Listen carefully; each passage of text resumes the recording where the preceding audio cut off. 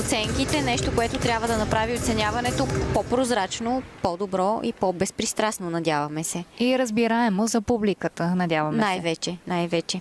Сега състезателката от Словения, Алия Бониквар.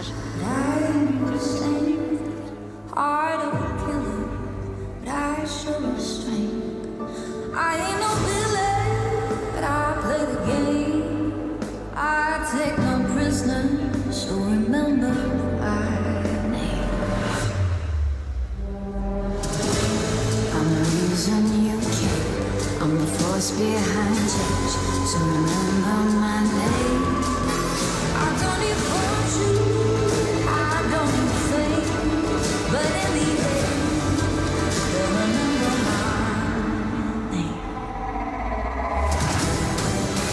So remember my, so remember my, so remember my name. This is power I take,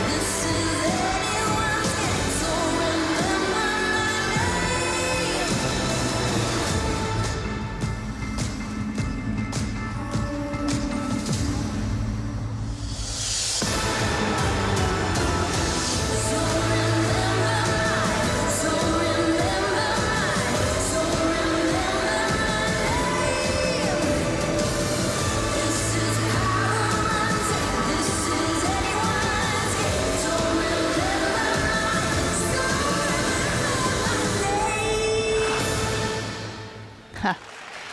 Видяхме тук пирует Рафаели, който също е много коментиран и сред феновете, и в света на художествената гимнастика. Мисля, че тук няма да се зачете, но ти ще ни кажеш защо.